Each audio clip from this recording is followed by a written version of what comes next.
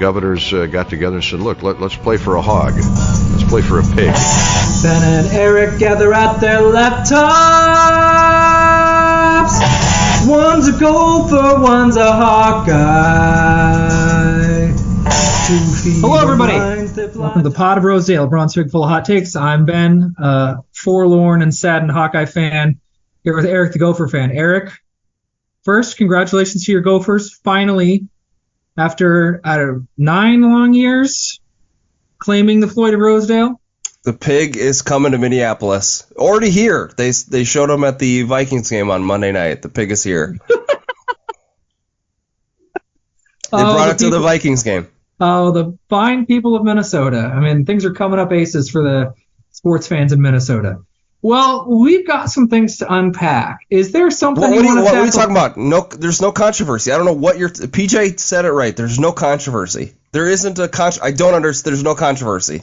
What are you talking about? Oh, goodness. There is no controversy.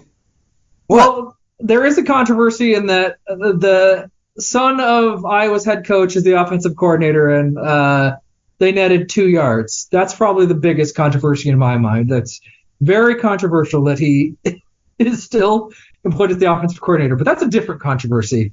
That was quite an ending to the game. So what do we call it? Wave gate? Is it fair catch gate? What this is a gate. We're at a gate point here, right? This is how they'll remember this season, is the fair catch gate, right? It depends on what happens, but yeah. DeJean gate. Well, let's see your take. I want to hear your take. What's your take on it? What's your take on the play? I've had on the non-controversial play. So, in case there's somebody who just doesn't know what we're talking about, referring to, of course, the Cooper DeJean punt return touchdown that wasn't called back forward, improper fair catch. There was, a minute 40 left in the fourth quarter. Minnesota's up 12-10 after probably, we can talk about the game itself, probably the most unenjoyable football game I have ever watched. It was awful. There was a lot of bad quarterback play. Hill was worse. I concede Hill was worse. But not by much. Throwing the ball into the ground. Into the dirt, missing open receivers. It was real. I don't know how many times I said during the game, can these teams not find better quarterbacks? Scour the earth. How are there not two grown men that can throw the football better than these two idiots? But that's what we get. Yeah, and Minnesota. Okay, so this is what's funny. But before we get to the play, can we say you're right? A minute and 40 left to go. If Iowa gets that, they're up 16-12. They're going to go for 2. That's what they should do, at least. That's what the math would say. So either way, the Gophers are going to have to score a touchdown. But both Iowa fans and Minnesota fans both know that if that touchdown stands, Iowa wins the game. And Iowa fans know that touchdown doesn't stand, they lose the game. Even though there's a minute and 41 seconds left to go. And you have the ball down by less than a field goal. Correct. Iowa needed 25 yards. The ball Unlike was your 46. 46, yeah. It's the 46. Yeah. Iowa needed approximately 25 yards with a timeout, and they got a timeout because PJ Fleck's a dummy. Right. That was what I was gonna mention, is the idiot coach on the Gophers side who decided to throw a pass on second down when you're right in your end zone and you have a terrible quarterback and you want them to use their last timeout. One of the dumbest play calls I've ever. Well, I was like, thank you. I was so grateful. Why would you try to throw the ball there? Your quarterback is terrible. He's demonstrated it all season long. You're going to throw a pick to whatever DeJean anyways, and he's going to run it in. Yeah, There's the end of the game. Please pick it off and lose on a yes. But it allows Iowa to preserve a timeout, so they have a minute 40 with a timeout. All they need to get is 20 yards. Two first downs. If they get just 2 first downs, that's enough. They have a non-zero chance of kicking a field goal. I mean, any other college team would take those odds to the bank. Yep, absolutely. It's our offense. All we need is 20 yards. But we know it's hopeless. Iowa has gained 2 yards of offense. It's awful. So the kick goes up. It's a kind of a low kick, hits the ground. Yeah. And DeJean clearly waves his left hand, which is an improper fair catch call. The play should have ended right there. There's no controversy. He petered it or poisoned it, whatever they call it. There's no controversy. I love that you're just now right on the PJ Fleck. There's no controversy. I don't know what you're talking about. So, like pretty much everybody that saw the play in real time, I didn't even vaguely consider the possibility that it looked like a fair catch. It was close to being an improper. It didn't look like he was trying to fair catch it to me at all. It looked like he was just trying, like he was pointing. Well, that's to blockers. because the camera zoned in on where the ball landed and not him. He was in the kind of the bottom of the screen, so you couldn't really see what he was doing. Anyways. Well, fine. Okay. In real time, I didn't think there was anything. The players in the field didn't seem to think there was a fair catch. Disagree. I think all of the Gophers thought it was a fair catch, which is why they let him just scamper to the ball and run in the end zone. It wasn't until he grabbed the ball that they're like, holy shit, he's going to try to return it. And they all scrambled. You see where they're all bunched up and they're standing there like idiots because they thought it was a fair catch. They thought the ball was dead. No. He's the only one that grabbed it. He was trying to cheat. That's my honest to goodness. That's fine. Go ahead. That can be your take. I disagree. They didn't think he was going to return it. He did a way late fair catch earlier in the game. There was a punt. My wife pointed it out. Shout out to Jenna. She called it. She's like, wow, that was a late fair catch. Even the announcer said on the punt earlier in the game, he did the last second. He waved his left hand, even though he said he never calls a fair catch with his left hand. He did it earlier in the game, so he lied right there. And I don't way care. Late fair catch. And he did the same thing this play. He was trying to throw them off. There was a NFL punt returner I heard on some program saying, like, that is what we do as punt returners. We're trying to throw off the kicking team to think that we're going to fair catch it. So we do these, like, weird fake things to try to throw them off. That's what he was doing. He's trying to throw off the kicking team so they thought it was a fair catch and he could run right in, which is what he did anyways. But it was clearly a fair catch. So, all right, I'm going to give the opposite opinion. I don't think he was trying to trick anybody. The point is irrelevant. The point doesn't matter. The point wasn't the reason it got called for improper fair catch. It was literally just this little tiny loop. It wasn't a tiny loop. It was a tiny loop. I've seen. Oh my gosh, this is all Iowa Twitter talks about. I have seen the on-field ground level camera, and you look at it and you see him moving to his left. You can't see any movement on his left hand at all. The reason why the refs overturn it, by their own admission, is they saw the over the top from the sky view. Yeah, they saw the right angle. They saw that and they said, "Oh, that looks like." They didn't call it in real time because if they saw it in real time, they thought he stepped out. If they thought in real time, the refs, whose job it is to officiate, who made the call, that's where you have a point. That's where you have a point. And here's why the Gophers didn't think it was a fair catch.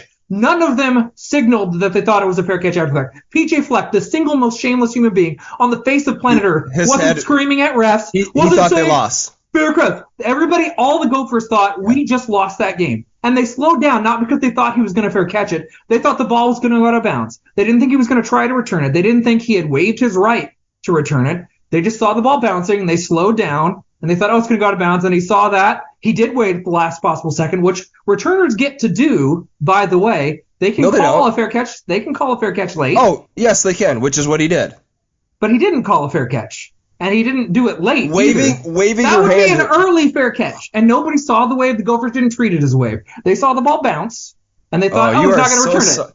So I disagree that your view is that the Gophers all slowed down, even though none of the Gophers afterwards said, hey, he called a fair catch. PJ Fleck, again, shameless, not shy, not reserved, not a guy who would mug the refs. If he thought he had just lost the Floyd of Rosedale on an improper fair catch, he would have been screaming at the ref. Gophers fans, I bet when you saw it in real time, you thought the game was over. But the players on the field did not think it was a fair catch. I disagree emphatically that they did. They slowed down because they thought the ball was bouncing, and they thought, oh shit, he's not going to return it. Oh crap, he's decided to return it. And then they ran off. They realized, oh crap. Yes, he was waving all of his players off like you do on every fair catch. He didn't wave them off with that little tiny wave. He didn't wave his players off. And anyway, so why did none of the Gopher players tell the ref or say, hey, he waved us off. He fair caught it. Why did not a single one? Because there was chaos because all your fans were throwing shit on the field. They didn't throw shit on the field until the call happened after the fact. Nobody threw anything on the field until they got the call from the ref. Shameless fans throwing stuff on the field. Really great sports. Fine. Iowa fans suck. Minnesota fans are classy. They're heaven's gift to fandom. Fine. I don't care. No, let's lower the temperature. They didn't throw anything until after the call was made. Let's lower the temperature a second here. Thought the game was lost. Gopher players thought the game was lost. PJ Fleck thought the game was lost. What happened was they went to review that it was out of bounds. He wasn't out of bounds. They saw this angle, which made the wave, which he did, He did this. He does a little thing with his left hand. Several times. He did it once. It's literally just once. No, it's not. He literally not. just does one little, that's it. It's literally maybe 1.5 rotations. That's it. It's literally just this. That's what he does. He just goes like this. Do you believe him, or is he saying he was trying to keep his balance? I don't care whether he's trying to keep his balance or not. That's bullshit. That's what he said. That's exactly what he said. He said, I was just trying to keep my balance. Bullshit. I don't trust him any more than I trust PJ Fleck. He has an invested interest in it not having been an improper fair catch. Well, he's lying. He's lying. And PJ Fleck saying it's not controversial is also lying. My point is I don't trust any people with deeply invested interest in the outcomes of that call. Let's lower the temperature. So let me ask you a question. Do you think it was the right call? It was technically the correct call, but the problem is it wasn't called out on the field, so the Gophers could have gotten a free shot at DeJean. But it's reviewable. But that's the problem. The whole point is that the player, I don't think a player on the field thought it was a fair catch or close to it, or I don't think the refs thought it was a fair catch in the moment. I don't think any player, it was a technically correct call that was a bad call, because nobody on the field thought it was a fair catch, or he was trying to fair catch, or who might, nobody thought that. I don't think the players thought that. The exact same thing has happened before in other games. I understand. I've already said it's technically correct, but my point is nobody treated that as a fair catch. You think they did. You think they gave up. I think the Gophers kicking team clearly backed away from him because they thought he wasn't going to return. And they didn't want to get a penalty because he was going to fair catch it, because it was a fair catch. He signaled everybody. Then why did no player after the fact say he just tried to fair catch it? It has nothing to do with. I don't remember. The camera went to the celebration. Are you saying you saw every player? I know what you're. Are you saying you saw a single player? Do you find one Gopher player that you're referring to the fact that the camera immediately went to PJ and he looked like his puppy just died. His head was hanging. He was sad. He looked like he just lost the play to Rosedale. To this day, not seen a single, and lots of people have showed the highlights, and I'm getting lots of Gopher fans in my feed too. During the review, PJ was screaming at the refs. So I don't know what you're talking. Saying yes, it sure looked like he was like, shit, we just lost this game. But while the refs were reviewing it, he was screaming at them. So he clearly saw something. I don't know. Okay. Maybe it was about the other penalty, the leaping penalty. I don't know. That's the latest thing. I don't know. But I didn't see any. I didn't see any footage of any. As we just talked about, your team got the ball on their 46-yard line with 1:40 and one timeout, down by 2 points. Like, you should win that game 10 out of 10 times. Iowa's offense sucks. We 2 plays knew later, he throws screwed. a pick. Because your quarterback's trash. We know. That's fine. We know our offense is trash. Didn't deserve to win that game. No, but I guess the Gophers did technically because they were marginally less shitty. That's fine. I don't know. You're giving the Gophers are a special teams unit that fielded a punt in the end zone and were proud of themselves. So you're suggesting that they would only give up on a play because they saw a fair catch. Is bizarre to me. So you're giving them a lot of benefit of the doubt. I think they thought the ball was going to bounce out. I think Eugene thought the ball was going to bounce out, and it bounced down the sideline. He's like, I can grab it, and there's space. And he made a great play. I mean, it was a great play. It was awesome that he did that. And I really honestly, I hate that this is how they won. Well, I just don't see here's where, again, the rule is correct. It would have been so fitting that this is how the Gophers lost this game. It's not fitting. This is the thing. This is the silver lining of the cloud. Like, it would have once again been the special teams and defense saving the Iowa offense. For Iowa to win this game when they got 2 yards of offense in the second half. It would be cool on one level because DeJean's awesome and the return was awesome, but it would again be rewarding ferents for this just garbage way of playing football that is maddening and everybody's sick of, and it's just insane and irritating and obnoxious. But my point is they shouldn't have let Brian Ferentz leave the stadium. Well, he's not going to get fired until the offseason, but I do think this is his last season. But my point is that little twirl is technically enough to be an improper fair catch. That little twirl, even though nobody saw it in real time, the refs didn't see it in real time. Okay. I think DeJean knew exactly what he was doing. Maybe. I disagree, but okay. You've got a conspiratorial mindset. That's fine. My point is, either way, well, especially because he lied about why he was doing that with his arm. I mean, I don't care whether he lied about it or he's honest. Blatant lie. Care. I don't care whether he's lied about it or he's honest. It's irrelevant. That little twirl is enough to make to me, that's like perfect evidence that he was intending to call a fair catch. If he's willing to lie about it. Intent is irrelevant. It doesn't matter. I don't care whether he intended to or not. The fact that he just did that twirl is enough to technically make it, but it's a crappy rule if you don't call it on the field and nobody really sees it coming. And what's more, I think if they didn't overturn it because they had a particular angle that let them see it and make it look a lot more clear than how it looked on field, that's kind of shitty. He could have gotten hit. He could have gotten hurt on a play that then I guess. Be clear about whether you're doing a fair catch or not. But he'll learn. From now on, he's not going to do this little half-ass fair catch The refs need thing. to learn. That's on the refs to say. If it's so obvious that it was a sneaky hand gesture, then the refs need to call that. There absolutely is a ref whose job it is to monitor that. Well, I don't know if it's the blind judge, the umpire, whichever one it is. So you're saying they shouldn't let the play out? And then if it's true that on the field it looked like his hand was making a waving motion and any waving motion is an improper fair catch, yes, you should blow it dead. So apparently the ref that made this call is the same guy last year that made the call against Minnesota where Campbell had the interception. They said he stepped out, right? Yes. So in that instance, they did blow the play dead, right? And you're saying in this instance they should have done the same thing, but you were mad when they did it last year, blowing the play dead? I'm confused because you're saying opposite things. In the context of fair catches and punt returns. So last year when it benefited your team, it was okay, or it wasn't okay. Are you going to let me actually elaborate and make an actual coherent argument, or are you going to try to force me to some weird false dichotomy? Because I'm not talking about some interception return a year ago. And I didn't say I was mad about it, and I didn't say I'm upset about it. And you're ascribing me some general Iowa fan position that isn't mine. So we can have a conversation, you and me. I'm saying the rule is any waving motion is an improper fair catch. Okay, that's the rule. Then there should be a ref, and I think there is a ref that should see that and blow it dead. Instead of saying, okay, it doesn't look like it happened in real time. Oh, actually, it's fake, and we're going to call it back. If you're saying hey, it's improper, and the penalty for an improper fair catch is to treat it like a real fair catch, I agree. They should. Yeah, they should have blown it dead. That's what happened to the Gophers against Eastern Michigan. Gopher punt returner, or I don't remember which side it was on, but made a weird waving motion, and they blew it dead, and they said it's a fair catch, no return. So nobody has to get hit, nobody has to get hurt. And I think it's also true that you could have had a different judge, a different ref come in. It's not this guy. Potentially somebody else might say, I think that our motion was trivial, and I'm not going to overturn the play. I know that it's conclusive that there was an improper waiver. I mean, that could have happened. But anyway, yes, Iowa's offense sucks. Again, I'm not happy about losing Floyd, but at least, okay, Iowa couldn't score. Iowa scores a field goal in the second half. All I need is one field goal, and that's probably enough. If I would manage to get 3 points in one half, as low a bar as there is, Iowa probably wins the game. But they couldn't do that.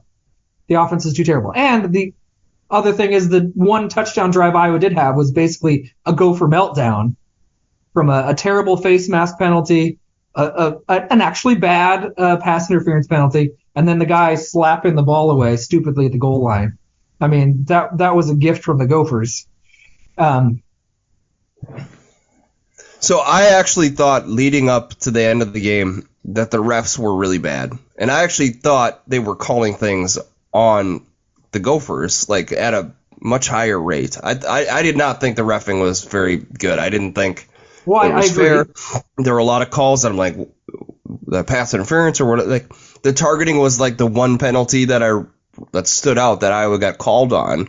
I don't know how many other penalties they had in the game, but there was a bad one for the Gophers early on their first field goal drive where they called the pass interference. I think the Gopher player just tripped, but it looked like the Iowa player knocked him over on a 2nd and 10. It was an incompletion, but it doesn't matter. It was fine. I don't think these refs. Either way, I thought the reffing was particularly bad in that game, and not to favor Minnesota. I think it was actually the other way. But anyways, you're right. The offense was terrible. Both quarterbacks threw 10 completions. Neither of them threw 150 yards. Iowa had 11 rushing yards. Yeah. I mean, that's really bad. Minnesota only had 113, not a whole lot better. It was just trash all around. Bad offense, bad quarterbacks. Fine. Neither of these teams really deserved to win that game. No, this is how all the Big Ten West games are going to be. It's unpleasant, gross, low-scoring football. So what is the Iowa fan base just livid? They thought it was complete bullshit. Well, and this is the other thing is Total now joke. everybody's focused on the punt return call, and everything else is going to get.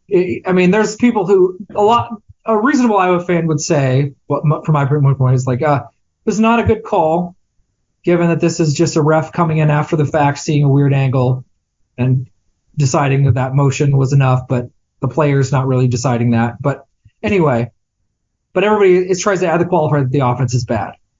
But most people's now cover. This is cover for how bad the offense is, because now it's all Ferentz is going to talk about. Although, get this. Here's a fun fact. By fun fact, I don't mean it. I mean the fact it's not fun. So, for anybody that's listening that's not an Iowa fan, how Iowa does it, I don't know how other schools do it. The coordinators don't usually do press conferences or answer questions from the reporters during the year, with the exception of the bye week. So Iowa's got a bye on Saturday. So a week from today, or it's either today or I think it'd be a week from today. But either way, one of the two Tuesdays between their, bye week, that's when the coordinators come out and answer questions. Brian Ferentz is not going to be made available during this bye week. Really? He's not going to be answering questions. He's not going to be going up there and getting grilled. Pathetic. It's pathetic. It is. The guy's making enough money. He can take his grilling. Or And he's terrible at his job. He's bad. Or he can say, yeah, I'm not getting it done. I'm stepping down at the end of the year or whatever. It's cowardly. Be a big boy. You're making $850,000. Take some harsh questions from the not that mean Iowa reporters. It's but not they like, would be reasonable questions. Like, exactly. Why are you not throwing to wide receivers? Like, why can your quarterback not hit an open receiver? Like, really reasonable questions. He should have to answer those. I mean, I agree. I agree. I don't know. I'm glad that, again, I mean, we're not even talking about the points totally anymore because it's irrelevant. It's clear. It's like Iowa's not going to hit 325 points. No. They're not going to hit 300 points. They're going to get like 280 maybe. It doesn't matter. He's not hitting the total for the year. It's done. The ship really sailed after Penn State, but if there was any hope, it's gone now. 10 points against a frankly not very good Gopher defense either. I mean, Gopher defense is maybe decent, but they're not one of the best in the country. It's not like Penn State. It's like, okay, Penn State's got a great defense. Does Minnesota have a great defense? I think they played well. The secondary played better than they have all season. It's probably their best performance. I guess. It's tough to judge when Iowa is terrible and cannot complete a forward pass, but fair enough. If it's something for the Gophers to build on and confidence, good on you. I guess I'm not convinced because Iowa's offense is just so terrible. But I don't know. I mean, Brian's got to be done. I don't see there's any way how he can be retained after the offseason. He's not going to be fired during the season. It's just not going to happen, as bad as it is. Kirk's not going to do it. There's a 0% chance of that happening. So we're going to grin and bear it till probably after the bowl game, and then he'll step away or he'll find another position somewhere else. It's not going to be labeled as a firing either, because that would just be too mean, and Kirk's not going to do it. The question is Kirk going to stick around, and what's that going to look like? Because maybe the offense doesn't get better. Your season's not over. I mean, that's the thing. You still have the best shot to win the Big Ten West. Right, but even if Iowa is 10-2, right, and goes to the Big Ten championship game and loses to Ohio State. Wisconsin plays Ohio State this weekend. They're going to lose. Oh yeah, Iowa still controls their own fate. But the problem is Iowa's going to be in 4 more games, just like the Minnesota game. They're all going to be the same. They're going to be this like 10 to 20 points. The only way it's even like Iowa can pull away is if a meltdown by the other team, turnovers, big special teams play. That's the only way it's going to happen. So there's going to be a lot of this like 10 to 17 garbage where it's one score. And if Iowa is down 4 points in the fourth quarter, it's over. They cannot rely on the offense to generate any production when they need to. Maybe they get a fluke long play. So every game's going to be like, so Iowa could go 4-0. Iowa could go 1-3. I mean, they could theoretically go 0-4, but I bet they win at least one of the 4. I'd be willing to put money that Iowa wins one of the last 4 games. But they're all going to be like this. Nebraska's got a great rush defense. So what Minnesota did, right, Nebraska's going to be able to do. Pulverize Iowa's running game, and then force Deacon Hill to pass, and he can't do that. I mean, he just can't. He's just not. Once again, Iowa does not have a Big Ten or a Power 5 caliber quarterback. They just don't. Yeah, McNamara was better, but he was hurt and he's out. I mean, it's not there. And they don't have anybody the tight ends are the only guys that catch passes. It's depressing. So yeah, Iowa could go 10-2 and get clobbered by Ohio State or Michigan in the Big Ten championship game. But that's not enough, I think, for Brian to keep his job. Too many Iowa fans are just really sick of the situation and how miserable it is. Because even if Iowa had won the game, it was so miserable. It was just such a miserable experience watching the second half. And you're sitting there watching, like, can the defense hang on? And I'll go Gophers have one. They start off with a nice field goal drive. It's just a field goal. And we have to be like, oh my God, now it's a 4-point game. Now the defense can't give up a touchdown. And oh my God, the offense turns it over and the Gophers score another field goal. Now it's a 1-point game. It's like you just watch. The defense desperately tries to hang on. They just can't do it. Anyway, this is all old hat. It's frustrating. It's tedious. No, the season's not over. I could go 10-2, and if they wait for the Big Ten championship game, that would be nice. But is there anything more you'd like to say about the game or about the call? Or... What do you think about your season here? Like, you're 4-3. You got Floyd, and technically a Paul Bunyan's axe, at least until you play Wisconsin. And the broken bits of a chair with Nebraska. Sure. I heard you guys. Did you guys take that to the Vikings game? Probably not. I don't think so. The one last thing I was going to say, your guy Aaron Rodgers, I think he was on the Pat McAfee show, said the call was one of the worst he's ever seen, the overturning the punt touchdown. There are a lot of semi-neutral fans that seem to think it's a bad call, but fair enough. I don't like having Aaron Rodgers and Pat McAfee on my side. Yeah, there's your guys. But PJ is wrong. At least it's controversial. I think we can at least say even if it's correct. There's no controversy. If it was correct, it was a little bit controversial, just a little bit. Nope. Just a smidge. But yeah, so Gophers are 4-3. Yes, they got to play Ohio State. Okay. They're probably going to lose 3 of their next 5 games. I would say pretty easily because their quarterback's so bad. But the season will be a success because you beat Iowa. You beat Iowa in Kinnick. I think the Gophers are in a similar spot to Iowa. They're going to be in a lot of these kind of games. Depending on the breaks, Gophers absolutely want to. But they don't have Iowa's defense. They don't have the defense that Iowa has. They just don't. But their offense, as bad as they are, is like it's an offense that's bad, but it's a real offense. Iowa is nothing. Iowa is nothing. Iowa can do nothing. Minnesota has had successful games. I don't know. They're not going to beat Ohio State. Well, that's true. Of course they're not. Iowa couldn't beat Ohio State. Iowa couldn't beat Michigan, even if Michigan wasn't cheating. But if Minnesota, we could talk about that too. If Minnesota beats Wisconsin, they could lose the rest of their games, lose to Illinois, Purdue, Michigan State. But if they beat Wisconsin, to beat Iowa and Wisconsin in the same year, I'll take it. 5-7, no bowl game, but they beat Iowa and Wisconsin. Yeah. Okay. Yeah. Okay. Was that the majority of Gophers that way? Hey. I think so. Okay. We don't get a fun vacation to a bowl game somewhere, but hey. I mean, it'll be disappointing if they lose to Michigan State, Illinois, or Purdue. I think they should win. What are they? They're like a touchdown 7-point favorite over Michigan State. Michigan State's really bad. So we'll see. I don't know. At home after this big Iowa victory, it'd be nice to get a follow-up win. Show some and they could. I mean, that's a sizable favorite against a Big Ten team. The Purdue and Illinois games, I think, are going to be really close. Yeah. Wisconsin's going to be really, really close. I mean, I just think they're going to be really uncomfortable games. Too bad Nebraska didn't pull out the victory. So on Saturday, they were up by 3 touchdowns into the fourth quarter, I think. Nebraska? Or was it 2 touchdowns? They were up, and Wisconsin scored, I think, 21 straight points. I think you mean Illinois. You said Nebraska, but you mean Illinois, yeah. Oh, right, yeah. Sorry, Illinois, yep. Wisconsin came back to beat Illinois, yes. Yes. Classic choke. The under is almost officially in play maybe it already is for Illinois. I think they already have 5 losses.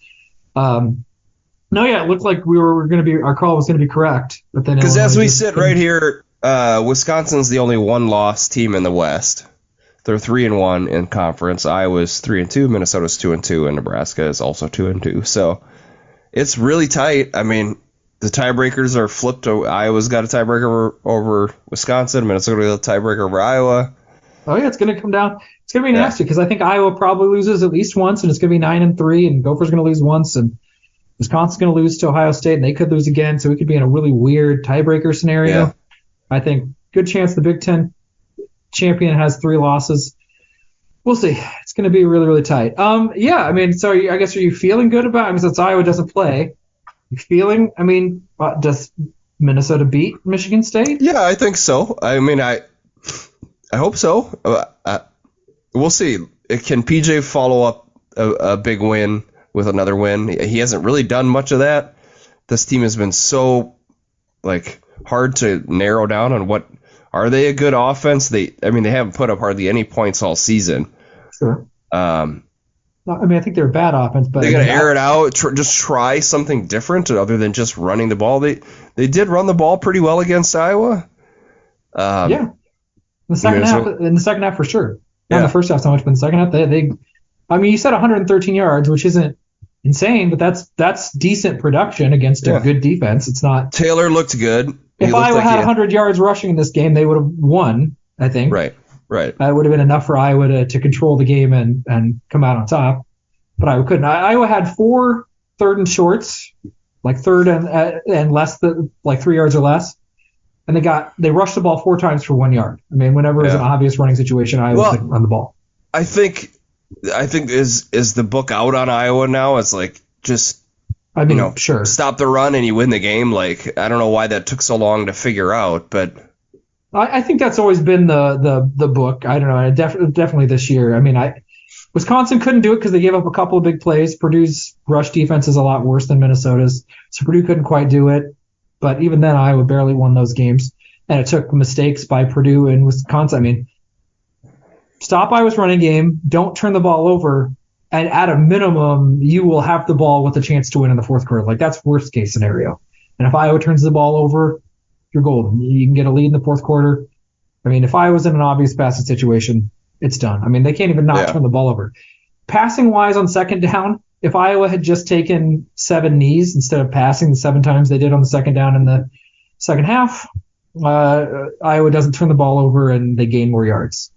It's just bad. It's just the passing game is terrible. If you're already watching a guy airmail it and then throw a bunch of almost interceptions, and which at some point will turn into a bunch of actual interceptions, and then Iowa will be screwed. That's going to happen. Well, every time he was blitzed, he just looked completely lost. There was a couple fumbles he had where they just ran right at him, snapped the ball out of his hand.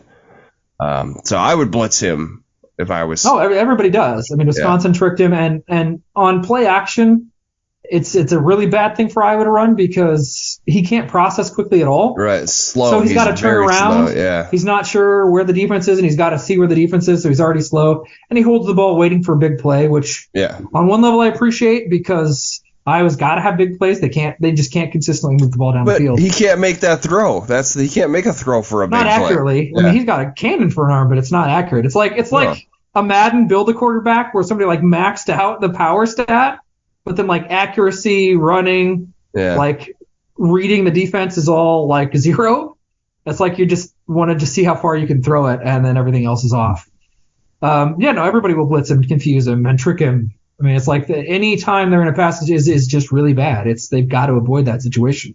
He doesn't do well, but I don't know. Iowa's got some time off to lick their wounds. They get Northwestern in a couple of weeks. The other game, the only other game that's of interest, Penn State's going to crush Indiana. I think Maryland's going to beat Northwestern. And I do think Ohio State's going to take care of Wisconsin. So the only other one that's interesting and will probably matter potentially is Nebraska-Purdue. What matters more for Iowa than Minnesota because you got the tiebreaker over Nebraska already. But Nebraska's only 2.5 point favorites. Still want Nebraska to lose, right? That's where you're at, right? Well, emotionally, sure. I always want Nebraska to lose, and that helps Iowa because Iowa already has the tiebreaker over Purdue. That's what I'm saying. That's easy for me.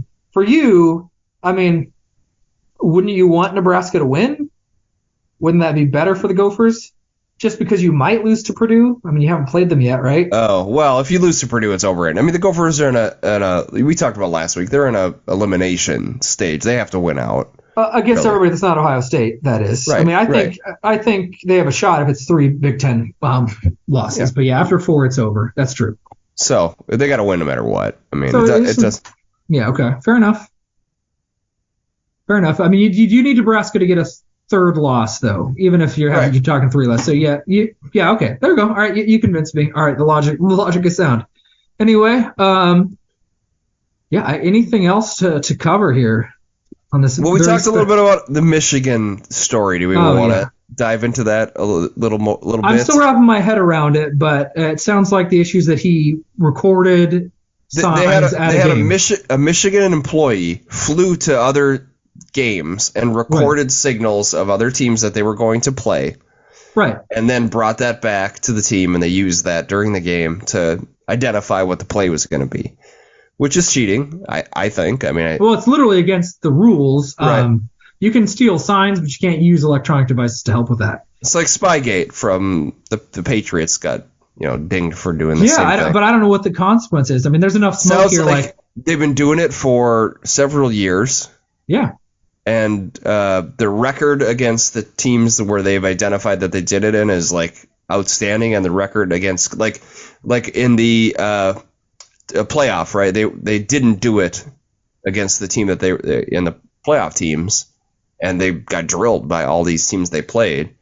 And so I mean their record versus doing it and not doing it is pretty drastic. So did it give them an advantage? I think so. Sure. And even if it doesn't, that's irrelevant. But yeah, it's if they hadn't have done it, the Gophers would have, only lost by 1 or 2 touchdowns, I think. Well, did they identify that the guys took the Gopher signs? Did he visit? Do you need to? Huntington? No, I don't know. I don't likewise. I don't think you need to with Iowa. I think everybody knows what I mean. Minnesota. This happened a bunch against Minnesota. Is Iowa would run their stupid zone runs, and then Minnesota linebackers would be running and beating Iowa to the point of attack because they knew where the plays were going all the time. I will say the second play or first play, whatever, where Kaliak-Manis threw a pick 6 to Michigan, it sure as shit seemed like they knew exactly where he was throwing it. Ah, okay. Could be. I don't know. It doesn't matter. I remember specifically saying, I was like, he threw it to the cornerback, like literally like he was throwing it to him. I was so he predicted or read the pass so well. It was like Kaliak-Manis was throwing to him and not the receiver. So, okay, whatever. Michigan's still gonna run away with it probably. Well, I mean, Penn State got their first loss, and Penn State's got to beat Michigan, or else they're on the outs again. Big Ten East just that's also ran constantly. But anyway, this has been a very sorry yelly episode. No, it's fine. It's if anybody's listening to this, I think somebody would have expected a little something for an Iowa Minnesota podcast to be talking about a very uncontroversial, no big deal NBD.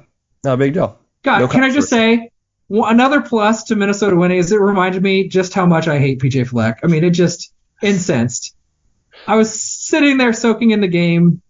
Afterwards, what was Farron's response? I really haven't heard him say. He said something about find me or something, but I don't know what he said. You're not supposed to complain publicly about the refs, and he very clearly did. He wasn't convinced by the explanation, and he said, "I thought they were just reviewing for out of bounds, and they get to review that and change it to that." And I don't know. I didn't listen to all of it. I mean, just like PJ has an investment saying, very clear, right call, no big deal, correct call. Like Kirk's gonna it's very useful for Kirk to say, make this the entire story. The entire story is that bad call, and he doesn't have to talk about any of the other problems that Iowa has, namely the offense. That's really the only Iowa defense gave up 12 points, and one of those was a field goal after an Iowa turnover, in which not a single touchdown. Yeah, I was like, I attribute 9 points to Iowa's defense / Gopher offense. I'm okay with that, the defensive performance. Yeah, most teams would take that. That's fine. Only needing to score a field goal and a half, that's a pretty low, but so it's covered. No, I didn't pay that much attention to that of it. But no, I was watching afterwards, and PJ did the on-field interview, and he was very giddy and excited, as he is. And then he ended the interview literally, unironically, Sky-Yuma, row the boat! Go Gophers! He always does that. He always does that. Oh, God, screw this guy. Oh, man, it's hard. It makes me really hate the Gophers more than I want to, because I really don't want to hate the Gophers. I know a lot of my fellow Iowa fans do. I love Minnesota. It was home for a decade, but boy, he makes me. I'll be a little less sad about the Gophers getting blown up by Ohio State. Let me just say that. I won't. I probably won't cry about that. Man, that man irks me. very much. He is really annoying. He's an annoying dude. He's going to have a statue somewhere on University Avenue. I'm sure. Until the next time he loses to some, Michigan State? Well, yeah. I mean, that could be a letdown. It's going to be, we'll see. Yeah, well, thanks everybody for listening. Sorry, I have a little cold, so sorry to put up with my sorry for the yelling. Dying voice. Got a little heated there. Appreciate all of our listeners. Thanks for downloading. Rate and review us. Subscribe. Yeah, if you do that stuff, we appreciate it. Go Iowa Awesome and Rivals.com. Thank you all. All right, you go first. No.